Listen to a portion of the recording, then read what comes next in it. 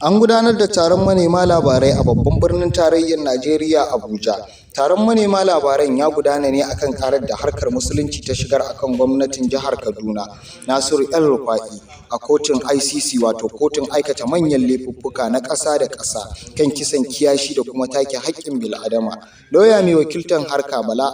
ya bayyana a tattaunawarsa da manema labarai cewa tun bayan hawan El-Rufa'I kujerar gwamnan jihar Kaduna a shekarar 2015, Nasiru El-Rufa'I ya fara gudanar da ayyukan kisan kiyashi da cin zarafin bil'adama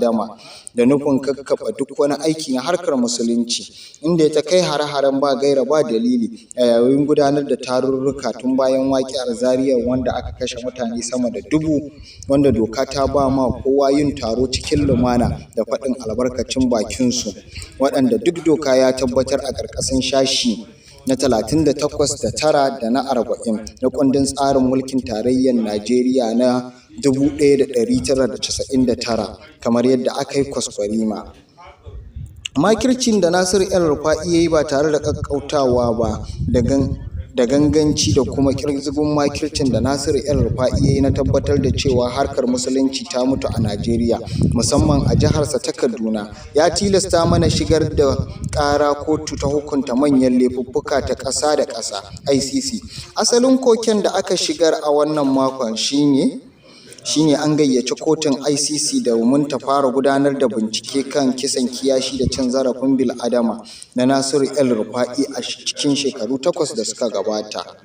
Duk da cewa karan ta shafi batun Nasiru El-Rufa'I ne, mun kuma buƙaci kotu da ta tsawaita bincike akan ayyukan da mutanen da suka taimaka wa Nasiru El-Rufa'I wajen aikata laifuffuka da ake magana a kai. Waɗannan mutane sun haɗa da ɗaukacin kwamishinonin 'yan sandan da suka yi aiki a jihar Kaduna daga shekarar 2015,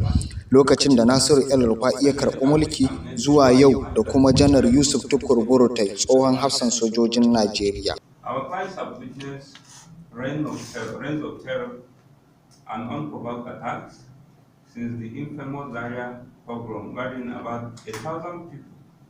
nothing share, were killed.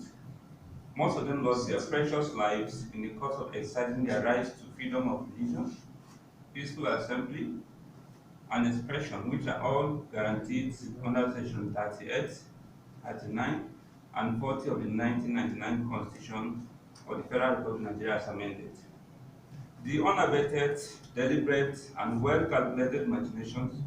by Madam Nasiru El-Rufa'I to ensure that the Shia Muslim sect are extinct in Nigeria, particularly in Kaduna, in some states, compelled us to petition the International Criminal Court. The essence of the petition, which was submitted this week, is to invite ICC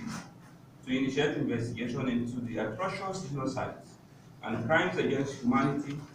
committed by Madam Nasiru El-Rufa'I in the last 8 years, which look like eternity on the side of our clients.